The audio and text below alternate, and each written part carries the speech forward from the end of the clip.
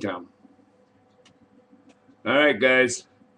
Tom, my no computer guy came in and straightened me out again. He put me where now I can go on my email and go to gordyisgordy and get here. Well, I got here. I got here early this morning and I did a couple videos. But because things changed when he changed that, all those videos went away. I don't know where, I don't know how, but something changed and I pushed the wrong button. They don't have no off and on and do and don't.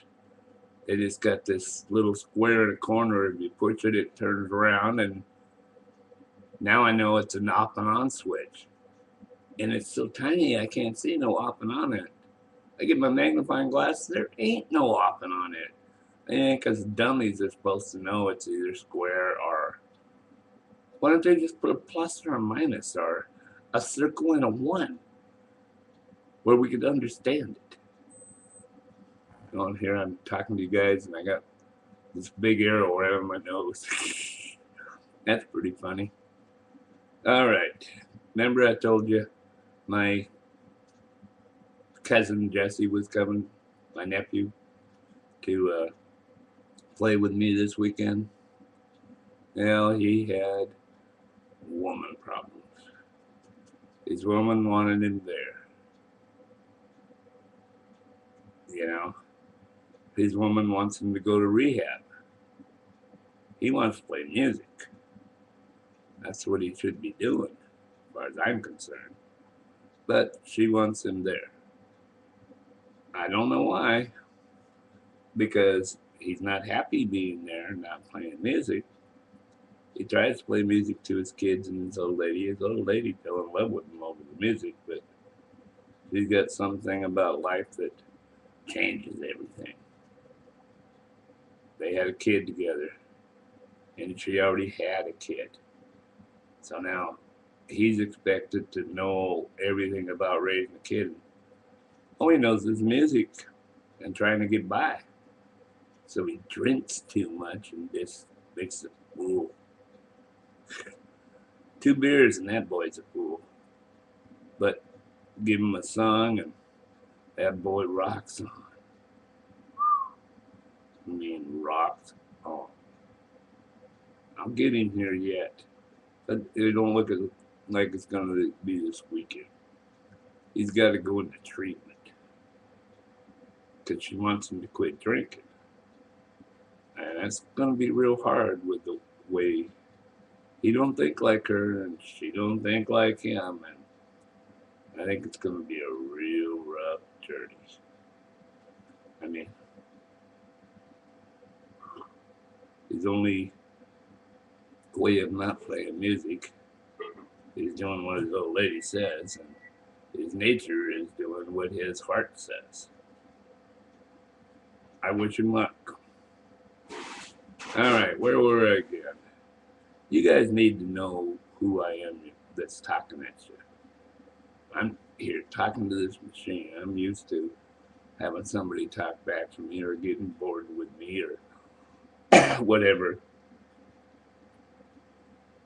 Well, my name's Gordon Dobson.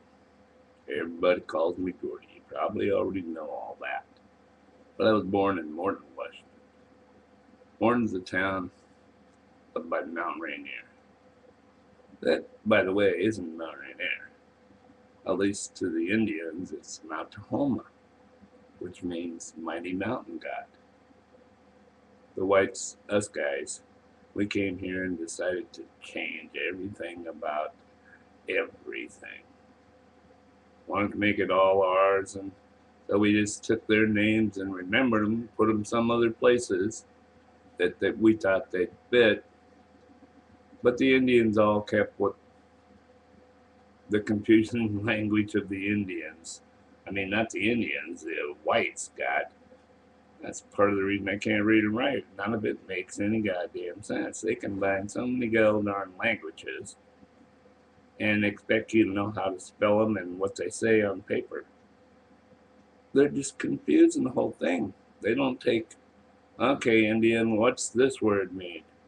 That's what it means. They can combine them real simple that way, but us whites came here with an ego that we were better than them. And look what happened. It's a more mess of men. Okay, back to this little town I was born. I was born up there, moved into Burien, was there as a kid. I tried to go to school. They wouldn't let me in school when I was 7 like everybody else because I was 10 days too late. So they made me wait a whole nother year. What's a guy ready to go to school supposed to do when he's got a whole other year to wait? Hey, I became a good friend with my mom who happened to be off work during the day. She worked nights.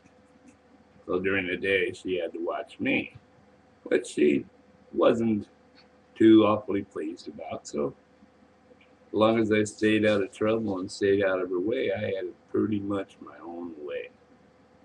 So I went out and picked berries and dug clams and caught fish and did all this neat stuff and come home and, here, Mom, let's make jam. Well, couldn't make jam, didn't have no money for sugar. So no one got a paper route. I was actually too young for the paper route. I lied about my age. My first day at the paper track, this bigger kid, he didn't like me for some reason. I never even knew him. And he wanted to fight with me over who got at the papers first. So I told him, take your papers, I'll wait. Oh, you're a pussy, you're a pussy. And he pushed me down on the ground. It was a wet ground. Well, I didn't take that. Oh, shit, what the hell are you doing that for? And he said, well, you want to fight? And I said, yeah.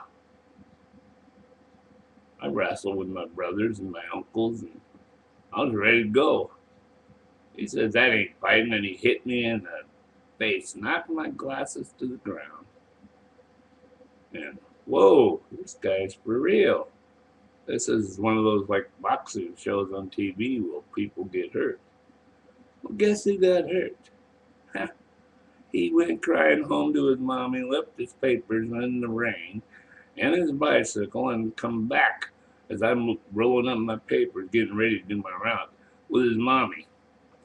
And his mommy is saying, you boys can't beat up my boy. Who did it? I stood right up and said, yeah, I did it. I was the youngest guy there. And she looked at her boy and said, why did you pick on that kid? And took him home. That was the end of that fight.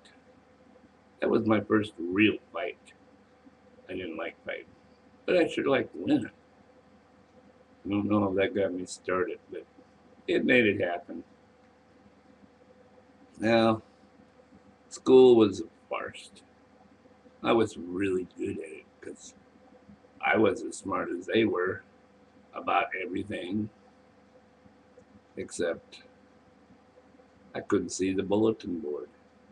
My eyes were so damn bad. And then they put these things on me, and yeah, said I had to flunk 3rd grade because I couldn't see the board on the first time I went to 3rd grade. What? Okay, so they put me in a different school, and instead of being in 4th grade, I was a 3rd grader again.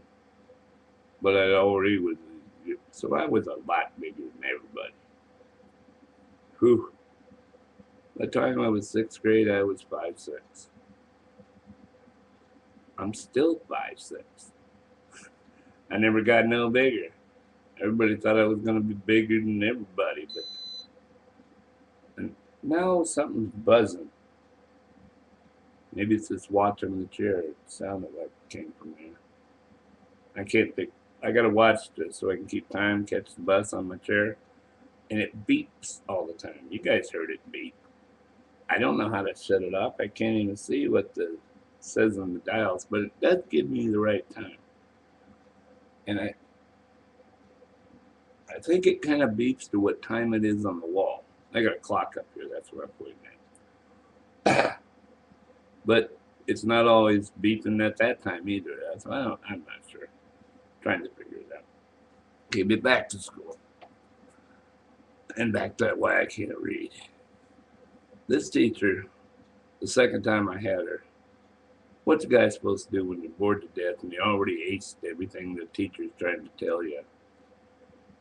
It just was ridiculous to put a guy like me, a kid, in that situation. But that's the way they handled it. They never even noticed I sing B's and D's backwards. They call it, I learned they've called it dyslexia. But if they catch you young enough, they can teach you how to not be that way. But they didn't catch me young enough. They didn't catch me at all. I graduated from high school with B's reading third grade level. That's when I quit trying to learn. When they put me back in third grade for the second time, I just turned bored. But this has nothing to do with music. But that was the first time I played music. My mom got me to take my guitar to school and ask the principal if I could play after school in the lunchroom. I didn't want to do it, but my mom, you got to do what your mom tells you to do, even when you don't want to. Okay. And she'd been hearing me practicing in my room this song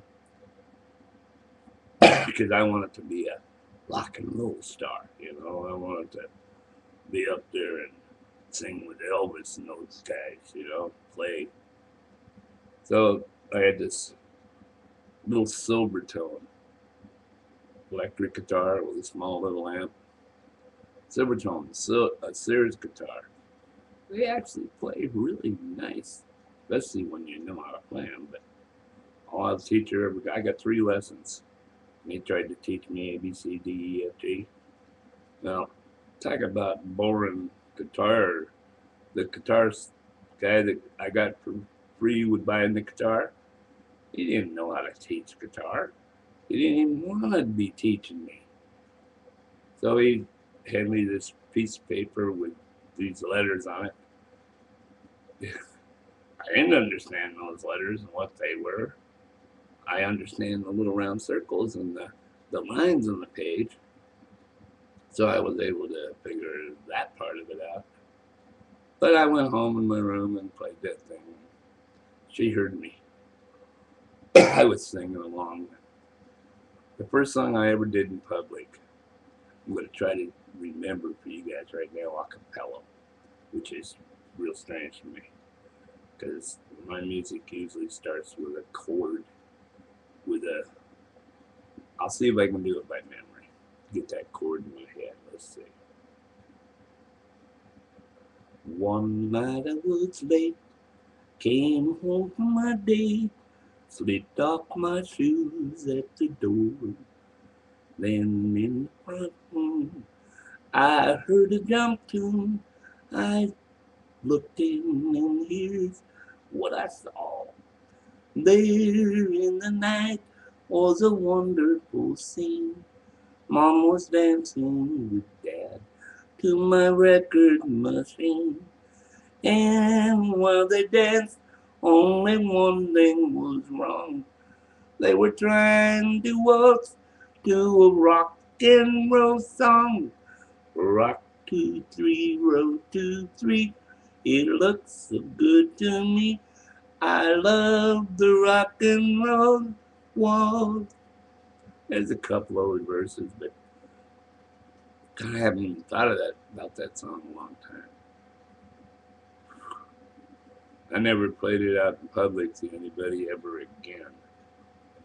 The students never booed me and shissed me or nothing like that, but I got those funny looks from then on after.